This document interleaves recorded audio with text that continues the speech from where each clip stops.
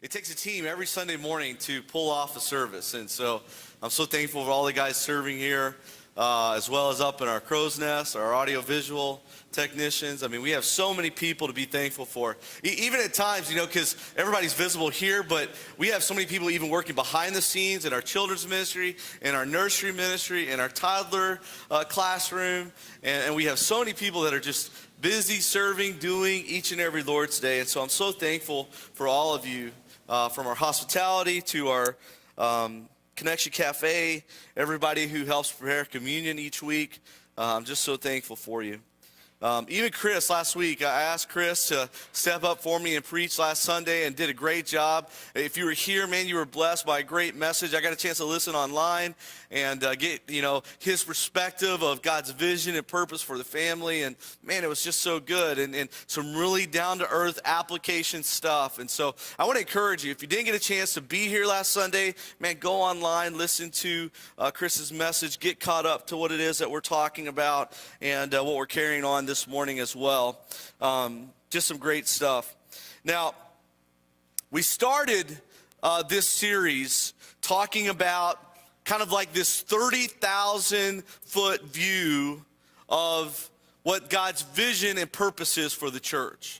And so we began looking at the scriptures at what that is, from the greatest commandment that Jesus gives, right, to the second greatest commandment, right? He says to love God with all that you are, to love your neighbor as yourself. And so we started there, and then we went to the Great Commission, right? And Jesus gave this great commission that he calls every single one of us to. And it's this great vision, right, to go and make disciples, right? And to do that literally all over the world, and to love God with all that we are, to love other people as ourselves, and to make disciples. I mean, talk about a big vision, right? I mean, that is a great purpose for us. And I was thinking about that this past week as I was kind of getting prepared as we talk about the family here. But could you imagine, just for a moment, right? Could you imagine that what we just mentioned there, to love God with all that we are, to love our neighbor as ourselves, to go and make disciples? Could you imagine if that characterized our lives? And I don't mean just for an entire life. I don't mean for like 30 years, 20 years, 10 years, not even a year. Could you imagine if that was our lives together corporately as a church, even for 1 week, how that would change our world? I mean, think about that for a moment. If we were to do what Jesus has called us and given us this vision to do, how would that change not just our neighborhoods, not just our city, not just our families, but literally our world? If we just lived that out. If we said, okay, I'm tired of living my vision, right, of what I want to do for my life, about, the things that I want to pursue in life. I'm tired of living by the standards of this world and what the world tells me that I should be pursuing in life, the vision that the world casts for my life. And instead we said, you know what, I'm going to stop doing all that. Instead, I'm going to start living, God, for what you want me to do. The vision that you have called me to, the purpose that you have created me for, a life that is characterized by love, a life that is characterized by, just caring for those other than just myself. Could you imagine how revolutionary that would be? I mean, just think for a moment about this idea of that Jesus tells the disciples. He tells them, he says, listen, the world will know you are my disciples by how you love one another. I mean, in other words, he's saying, listen, the world's going to pay attention, right, by how you love one another. This idea of going and make disciples in all the world, baptizing them, teaching them to obey all things that he has commanded. I mean, Jesus is like, okay, listen, I want you to live this different kind of life. And so most of us in response to that would say, okay, all right, I get that. Like, you want us to live differently than the world. Okay, I understand that. But not only that, you want us to literally to go and to, make disciples, to go and form relationships with people in hopes of sharing the gospel with them, right? You want us to purposely and strategically and intentionally, as Christians and as a church, to literally go into all the world, wherever we go, whether it's across the street or across the planet, right? Doesn't matter, right? Wherever we go, you want us to go and make disciples. Relationships with people that we know real well, relationships with people we don't know very well, relationships with people that are a lot different from us, relationships with people that are very similar, relationships with people that we don't like very much, or who do, in fact, like us. You want us to go and share the gospel with all people, right? That's the vision? She's like, yeah, that's it. I want that to be your vision for your life. To love God with all that you are, love others as yourself, and to go and make disciples everywhere. And remember, we told the parable of the talents in week 1. Again, if you missed that, go back and catch it. That really the parable of the talents, where Jesus is telling that story, the talents is really just entrusting us with the gospel message. And he's entrusting us to use the gospel and invest it, right? Share it with others and to make disciples. I mean, you talk about a great vision, one that's bigger than ourselves. I mean, that's what that is. That's what we're talking about. Could you imagine what would happen? And again, just think with me. I haven't even got to the message yet, so hang on. Could you imagine what would happen if just a handful of people started doing that? And then you think to yourself, wait a minute. They actually did. And that's what the disciples did. 12 disciples, right? And there were others too, but of the first that Jesus called, 12 disciples caught this vision that Jesus had called them to, the purpose that he had created them for. And literally the whole world changed because of it. Imagine just a church our size, right? Some of you, maybe this is your first time here, and you're thinking, man, is this the challenge you get each and every week? And is this what I'm signing up for? And I'm going to be honest with you. I'm going to tell you straight out, yeah, it is. This isn't for show. It's not for kicks and giggles. I mean, this is something that is very serious when it comes to what we are called to and the vision that God has for our lives and for the church. I was reminded of this recently. I was just reading the Bible, just kind of doing some study, personal study. I was reading in John chapter 17, and for those of you that know the Gospels and the recording of Jesus' life and ministry through the Gospel of John, in John chapter 17, as Jesus is praying for everyone, right? He's praying for those in the world. He's praying for his disciples, and then he kind of transitions a little bit as he's praying for the disciples. And here's what he says. Look at verse 20. He says, my prayer is not for them alone. I pray also for those who will believe in me through their message. Who's he talking about here? He's talking about us. He's talking about those that will follow in the disciples' footsteps. He's talking about the church. And listen to how he prays for us. Look there at verse 21. He says, that all of them may be one. Father, just as you are in me and I am in you, may they also be in us, so that the world may believe. Listen, that's the key. So that the world may believe that you have sent me. Verse 22, he says, I have given them the glory that you gave me, that they may be one as you are one. I and them and you and me, so that they may be brought to complete unity. What a beautiful picture of the church. He says, then the world will know that you sent me and have loved them even as you have loved me. You talk about the power of one vision, right? Talk about the power of one purpose and one decision. It's this vision of unity that Jesus is painting here for us, this unity of heart and unity of mind with God and unity of heart and mind with each other. And again, just as Jesus said, talking about the world, it will pay attention when you love one another. There's this idea of unity there that we just can't mimic in any other kind of way. The world pays attention when the church is unified. Do you know the two most fatal wounds to the church today? Again, this is just Will's opinion here, but two of the most fatal wounds that I see as I look around at the body of Christ today. Number one, it's a lack of love. Number two, it's a lack of unity.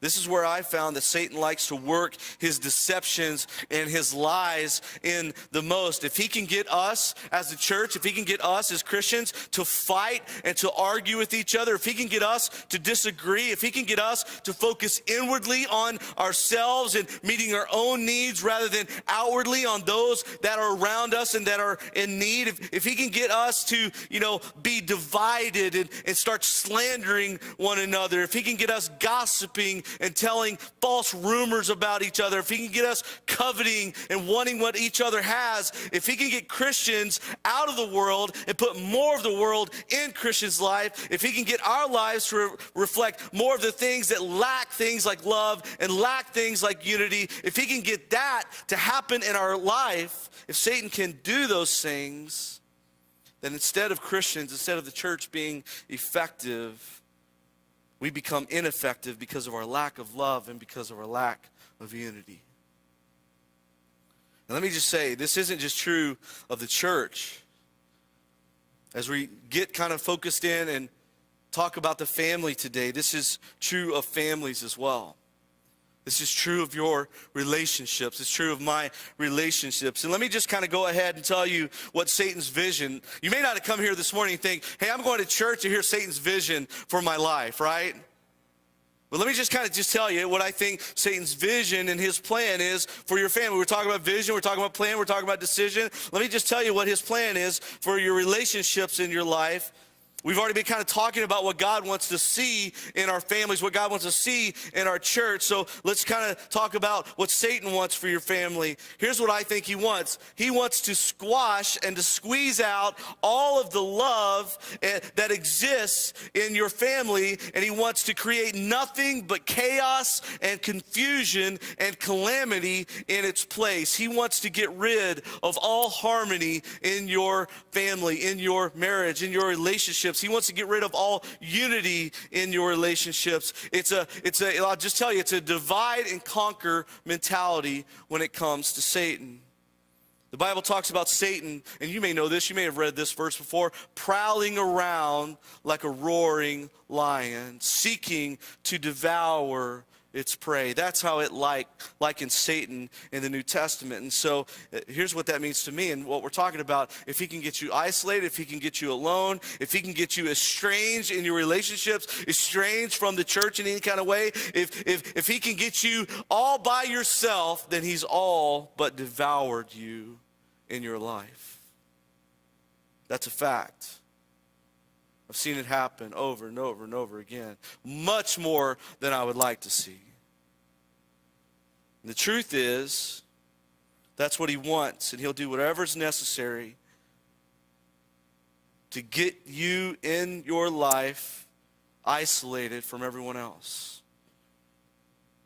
That's part of the reasons we're talking about the power of one vision and one purpose and one decision when it comes to the family, because next to the church, right? I mean, as we're talking about the body of Christ here, there's nothing more dangerous, and at the same time, and I'm not talking about a good kind of dangerous, there's nothing more devastating than the family. The family can be dangerous, and I mean in a good way, for the kingdom of God when it comes to a family that's on point, when it comes to love and when it comes to unity, when that characterizes everything they do. When that happens, the world watches out for that, because that will change lives, that will change the world, that will change communities and neighborhoods. When a family starts to live in the love of God and unity, you better watch out. It's dangerous for the kingdom. But on the other hand, there's nothing more devastating when a family begins to fall apart because of a lack of love and unity. When those things begin to dissolve and they no longer exist, then one by one, all the relationships begin to vision drift. If you were here a couple weeks ago, we talked about that terminology, vision drift, get further and further apart until eventually, guess what happens? Everything just falls apart. Satan loves when families and relationships fall apart. So let's talk about the family this morning, right? It's important, it's vital, not just to you and your life, but to the church, because something we would all agree with is that our families are important to us, right? Right? Like mental agreement here, okay? Just make sure I'm on the same page and we're all talking together here. Okay, good. Sometimes, when, preacher gets going, it's like this monologue and everybody's just kind of waiting there. And so I'm sorry, I want to, just kind of engage a little bit here. Our families are important to us. Did you know And Chris kind of started this last week as he was talking about God's vision for the family. Did you know that God has a vision for your family?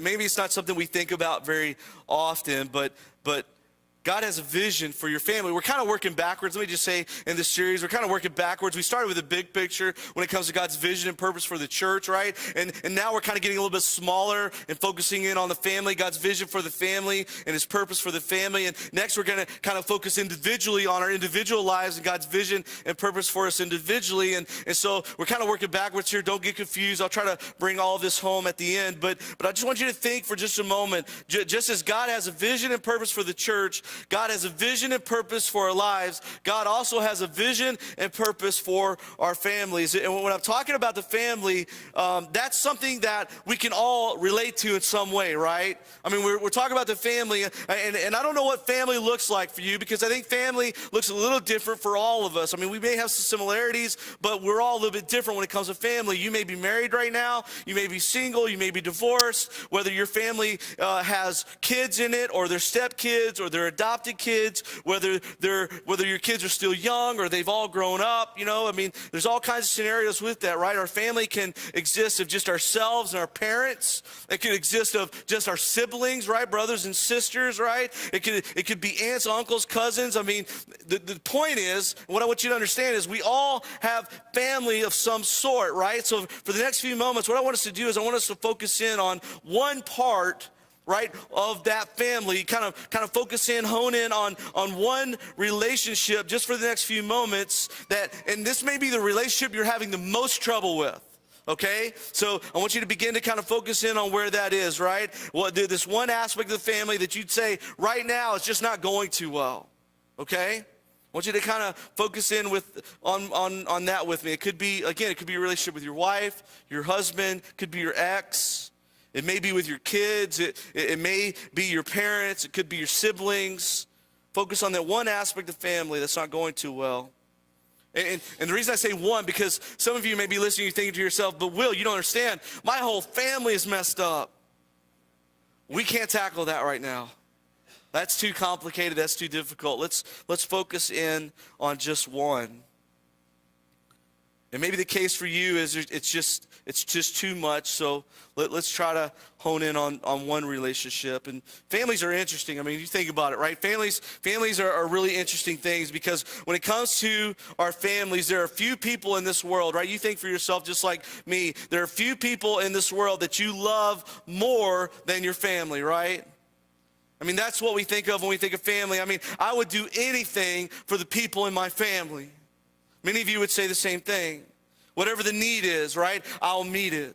I'll do whatever I have to, however I can help. You want a kidney? Here's a kidney. You know what I mean? Like, I wasn't using that one anyway. It's like, I'll do whatever it takes for my family, right? I'll meet whatever need is necessary. I'll sacrifice. I'll go without. Why? Because I love my family. You love your family. Now, that's on the one hand. On the other hand, which is, we're talking about the positive side of things, here's the negative side of things when it comes to family. Isn't it true that there's literally nobody on this planet that drives you crazier than the people that you live with? Let's be honest, right? At times that can be the case, and there's nobody that can make you angrier, right? There's nobody that can frustrate you more than the people that you're very, very close to, like your family. Not only that, we would probably have to also say that there's probably no one that we speak worse to than our family. Think about it. If you spoke to anyone else in this world, like you sometimes speak to your mom, like you sometimes speak to your dad, like you sometimes speak to your spouse. I mean, you think about it. If you spoke to anyone else like that, right, you'd either get fired, you get into a fight, right? So there'd be some fisticuffs going on, right? You'd get arrested, you go to jail. I mean, if you spoke to anyone else like that, that's what would happen, right?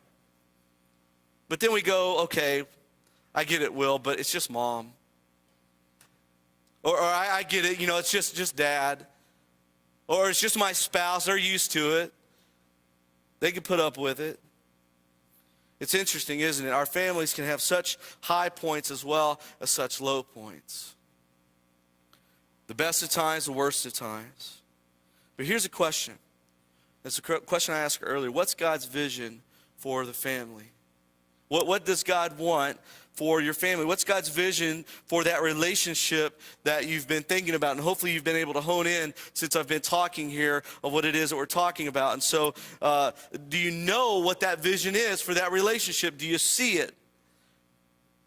Perhaps at one time or another, you did see that vision, right? Whether it's a marriage or whether it's your relationship with your kids, you did have that vision, right, as a parent, or you did have that vision as a spouse, and something happened, right? And that vision began to drift further and further and further away. You had that vision of what your family's supposed to be like, right? You had that vision of what your sibling relationship was supposed to be, right? And even as a part of that vision, you may not have seen the whole thing, but you saw little bits and pieces of it. You had glimpses of it. But over time, what happened? It began to fade. It began to go away. There's been a vision drift, just like we talked about. And whatever it was that you thought at one point, it just has gotten further and further. For those of you that are scientifically minded, right, and I have to tell you this morning, I'm not. I had to Google this to make sure I said it right. But for those of you that are scientifically minded, it's the law of thermodynamics, where it's really just a matter of time unless something happens that eventually energy just kind of fizzles or fades away. There's energy in relationships, right? But unless that energy is focused and over time refocused, then it's going to be redirected somewhere else. It's sort of like, I was thinking about it this week, sort of like owning a goldfish. How many of you own a goldfish here, or you own some kind of fish? Maybe let's just open it up to pets. If you own a pet, let me see. Raise your hand. Okay, you got a pet of some kind, all right? Good. A good number of us have pets. We've always had pets. We've had many goldfish from time to time, and right now we have a goldfish. And so there's life in that goldfish, right? You go, you can see it. There's energy, right? It exists. However, if you were to not go and feed that goldfish, what's going to happen? It's going to die, right? Somebody said it over here. I heard it. It's going to die, right? That energy is going to eventually go away. That fish is eventually going to go belly up. In the Warrens household, this has happened many times. I can describe it for you in detail. I'm always asking my son, hey, when's the last time you fed that fish? The same is true of relationships in our families. If we don't take care of our relationships, if we don't feed them, if we don't nurture them, if we don't care for our families, then the forces at work all around us that want to come in and choke out the energy and choke out the life and steal away our families and our relationships will happen. It's sort of like the story we talked about a couple weeks ago.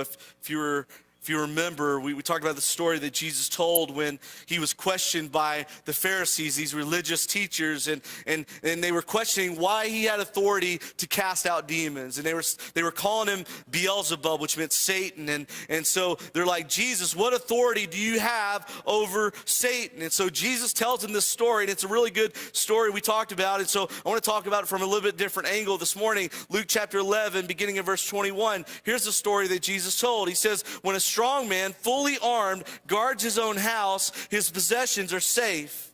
Now, we talked about this. Those of you who are here, you remember the strong man in the story represents Satan, right? And so it's representing the house that he lives in is kind of representative of the world. And so he goes on to say in verse 22, he says, but when someone stronger attacks and overpowers him, again, who's stronger than Satan? Who do we know? Jesus, right? God. And so Jesus is literally talking about himself here, the one who is stronger and overpowers him. And so he goes on to say, he takes away the armor in which the man is trusting in. And so Jesus is talking about his disarming of Satan, which again, we talked about that happened through the cross, right? That happened through Jesus' sacrifice, his dying, being buried, and rising to life. We're being raised, the resurrection. Jesus defeated both sin and death, disarming the strong man. And so then it says, and then he divides up his plunder. Now here's the key. Listen to what it says in verse 23. Whoever is not with me is against me. And whoever does not gather with me scatters. And so Jesus makes it really, really clear here that you're either with him or you're against him. Jesus is like, you're either with me or you're against me. You're either breathing life into your relationships and into your family through me, or you're spreading death literally all over your family, all over your relationships, which actually comes from the ruler of this world, the strong man, which is Satan. And which, by the way, this same kind of terminology, this is why the Apostle Paul uses the same kind of language when he's talking to the church in Corinth, and he's talking about spreading the aroma. You may have heard this before, spreading the aroma, which is the knowledge of Christ everywhere you go. Here's what he says, 2 Corinthians chapter 2, verses 15 through 16. He says, for we are to God the pleasing aroma of Christ among those who are being saved and those who are perishing. To the one, we are aroma of death, he says, but to the other, we are an aroma that brings life. You see, according to Jesus here, and this is so important we understand this, there is no middle ground here. Right? You understand that? That since it's death or it's life. Jesus is like, you're either actively working with me or you're actively working against me. There's really no middle ground here. It's either all or it's nothing. And listen, and according to Jesus here, and this is what I think is so important, this is what I want to talk to you about. According to Jesus here, what he's saying is, it's going to be a fight. It's going to be a fight. That's what I think Jesus is reminding us out of this parable. It's going to be a fight when it comes to the evil in this world, when it comes to the strong man who is Satan. And remember, he has a vision for your family. He has what he wants to see happen. It's going to be a fight. It's going to be a fight for your marriage. It's going to be a fight for your kids. Listen, parents, it's going to be a fight for your family. And if not, if you remain on the sidelines, if you don't get into the ring, if you cross your arms and fold your fingers, if you say, you know what, it's all just going to take care of itself. I've talked to so many parents, so many families are going through crisis, and they say the same kind of thing. Well, it's all just going to take care of itself. Guess what? You're setting yourself up to lose. You're going to get choked out. Your spouse, your kids, they're going to get choked out. The love, the unity in your relationships, in your home, it's going to dissolve. It's going to disappear. Your very relationship with God, if you don't continually try to get closer to him, it's going to drift. It's going to fade away unless you do something about it, unless you're willing to fight for it. And here's the thing. You know what's cool about what we've already read about Jesus? Jesus has given us everything we need to win. Everything. Jesus has given us everything. He's done what we couldn't do. He's provided what we could never provide for ourselves. He's given us grace. He's given us mercy. He's provided forgiveness, right? He's provided salvation for us, and he's given us a chance for a new life. He's defeated sin. He's defeated death, right? I mean, these are all the things that Jesus has done for us. In other words, he's given us everything we need for victory. But here's what you need to hear, right? And this is my battle cry to you this morning, if you're listening or if you're here this morning. You have to still fight for it. He's given you everything you need to win, but you still got to fight for it, because I can guarantee you that Satan is not going to give up in your life. He's not going to give in. He's not going to quit, especially when he sees you fighting. He's going to fight all the harder. That's the reason I think sometimes we should kind of offer a disclaimer of sorts to people that receive Jesus in their heart and life for the first time. When people become Christians and they're baptized, and when people decide, you know what, I want to rededicate my life, right? When people make those big decisions in their life, I think we should sort of offer a bit of a disclaimer that kind of says something like this: man, I am so glad you're doing what you're doing. I'm so happy about what God is doing in your life. Heaven is literally rejoicing over the decisions that you are making. However, you need to get ready. You need to arm yourself for battle. know you need to be prepared, because when you come out of that baptistry, when you walk out those doors, when you go home, when you go into your work the very next day, you are going to be bombarded. You need to be prepared, because you're going to be attacked. And by every single angle that evil can, by every single angle that Satan can, he's going to come at you, and he's going to attack you, and he's not going to give up. So you need to get ready. Your life, I mean, again, this is my disclaimer. You think, man, nobody's going to ever receive Jesus as Lord and Savior if you say that, right? But this is my disclaimer to you. Your life may literally become like a living hell because you decide to follow Jesus. Because he's not going to rest until he feels like you are backsliding, until he feels like you are isolated and alone and vulnerable and easy to overcome. He's not going to quit. And here's my message, church. We have to fight. The vision I think God has for us when it comes to families, and this is just a part of it, we'll talk more, but the vision that I think God has for us is that we have to fight for our families.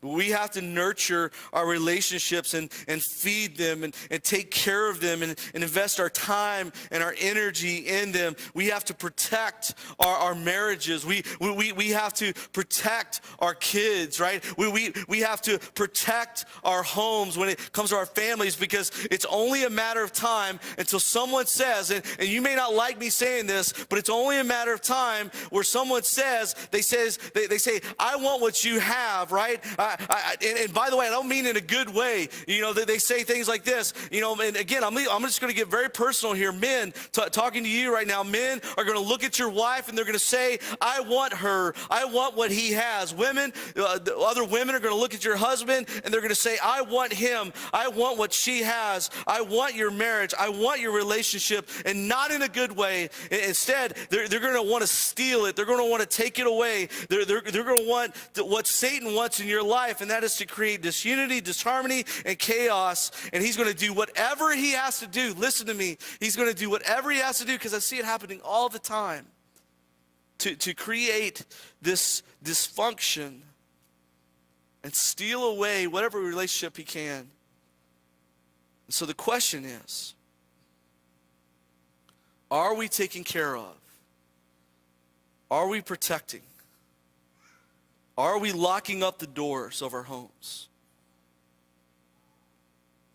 Are we taking care of? Are we protecting? Are we taking care of the relationships and nurturing the relationships and our marriages? Are we taking care of and nurturing and protecting our children?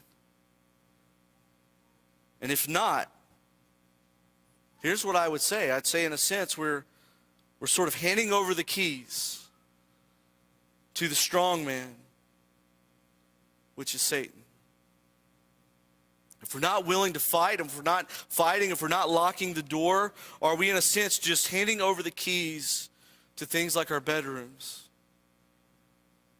And are we handing over the keys to our sons' doors and our daughters' doors? Are we handing over the keys to our homes? Because I can guarantee you that someone wants what you have, and if you're not willing to fight for it, if you're not willing to protect it, then they're waiting just for you to hand them the keys. It's only a matter of time. And unfortunately, this is what we are seeing in our culture today. People handing over the keys to our families. People handing over the keys to our marriages. People handing over the keys to our sexualities. People handing over the keys to our very spiritual lives. And I see this parenting all the time. I see parents handing over the keys to their children and saying, hey, listen, I'm going to listen to whatever you want for your life, and whatever you want for your life, I'm going to do. Doesn't that need to stop, parents? We're the ones that God has given a vision for our kids' lives. They can't possibly see what we see for them. They can't possibly see what God has in store for them. Why are we going to hand them the keys? You see, it's a battle. It's a battle for our family. And let me just tell you, it's both physical as well as spiritual. That's what Paul is reminding the Christians in Ephesus. And this will be, again, for those of you that have read the book of Ephesians chapter 6, some of the more familiar passages in verses 11 and 12. Listen to what Paul tells the church. Listen to what he says. He says, put on the full armor of God. In other words, you need to arm yourself. You need to get ready for battle. Listen to what he says. Put on the full armor of God so that you can take your stand against the devil's schemes. He says, for our struggle is not against flesh and blood, but it's against the rulers and against authorities and against the powers of this dark world and against the spiritual forces of evil in the heavenly realms. You see, Paul is telling us this is just as much of a spiritual battle as it is a physical battle, maybe even more so. And I have to be willing, I have to be prepared, and I have to want to wake up each and every day. I have to be intentional in this process. And I use that word intentional. Do not overlook that. You have to be intentionally waking up each and every day and going into battle for your family. Waking up each and every day and going into battle for your marriage. Going into battle for your kids' lives. Going into battle and locking the door of your house and going into that battle willingly, because it's worth it, because you know that if you don't, you're in a sense just going to hand the keys over to somebody else who wants what we have. Can I just make a declaration to you this morning? I'm not just going to hand the keys over to anybody. I want to fight for it. I'm not going to hand the keys over to my marriage. I'm going to fight for it. I'm not going to hand the keys over for my kids' lives and my family. I'm going to fight for it. Moment by moment, I'm going to say to Satan in this world, you know what? Not today. Not on my watch. I'm going to draw this line, and I'm going to tell you right now, I'm going to fight for what I have. I'm not going to let you have it. I think that's why I love the book of Joshua so much in the Old Testament. You may have read about Joshua before. Joshua was the successor of Moses. He was the one that is to lead God's people into the promised land following Moses' death. And let me just say, this wasn't an easy thing for Joshua by any stretch of the imagination. I mean, Joshua, he had been in Egypt. He had witnessed some of the things that the Egyptians did to God's people in oppression. He had been in that captivity. He had witnessed also God's miraculous signs that he had delivered them from the plagues of Egypt. He had been a part of all the wandering in the desert for the many years while they were waiting to go into the promised land. Even when they arrived, only 2 people were ready to go into that vision that God had called them to in the promised land, and that was Joshua and Caleb. And so Joshua didn't have an easy road here. You see, the Israelites were a rebellious people. They were all the time wandering away. They were all the time worshiping false idols and false gods. And so he makes one final address, Joshua does, before he dies. And he makes this address to his people, to his family. And again, if you want to look there in your Bibles, it's such a good story. Joshua chapter 24, and I want to just read to you just a few verses here, beginning in verse 14. Here's what he says. He says, now fear the Lord and serve him with all faithfulness.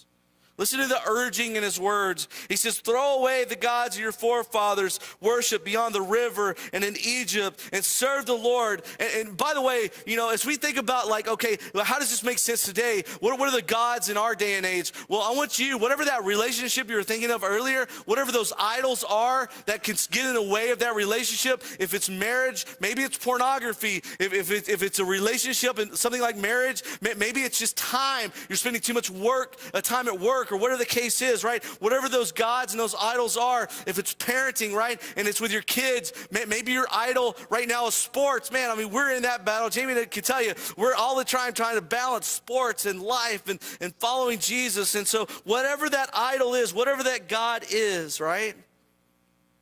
And listen to what he says. But as for me and my household, we will serve the Lord. I love that. Because you know what he's doing? He's doing exactly what we were just talking about. He's drawing a line. He's saying, look, I am stepping over this line, and I'm telling you right now, as for me and my household, we're going to serve God. we're going to serve the Lord. When it comes to my marriage, when it comes to my relationships, I'm going to put Jesus at the center of those things. Not the things of this world. Not the things that, when it comes to God's vision for my family, I'm not gonna just go after any old vision. No, I'm not gonna go after the vision that Satan sets for me, that's for sure. I'm gonna go after the vision that God has in store. You know what today's message may be for you? It may be just simply time for you to make a decision and draw a line and say, you know what? It's time. It's time for me to make that same declaration. As for me and my house, we're going to serve the Lord. As for me and my family, I'm not going to hand the keys over to anybody. I'm going to fight for it. I want to protect it. I want to nurture it. I'm going to do what I have to do, sacrifice what needs to be done in order to truly love my spouse, love my children, love my parents. I'm going to do what is necessary. And I'm going to serve God. We're going to have a closing song this morning. And I've asked our worship team to sing a song that we actually sang earlier. And that is Break Every Chain. And the reason that I wanted us to sing that again this morning is because as I was thinking about and just praying this morning and worshiping, man, I felt like God is wanting to break some chains today. He's wanting to break some chains in some marriages. He's wanting to break some chains in some families. He's wanting to break some chains in some lives. And you know exactly what I'm talking about. If God has already been kind of talking to you and ministering to you this morning, if he's already been impressing something on your soul, on your heart, then you already know that chain that needs to be broken. And so, as we sing here in just a moment, I just want you, where you're at, whatever that relationship is that you have been thinking of this morning when it comes to your family, what is Jesus leading you to? What is that decision, right? He's already casting a vision, right? You already know that purpose, right? What is the decision that he's now leading you to?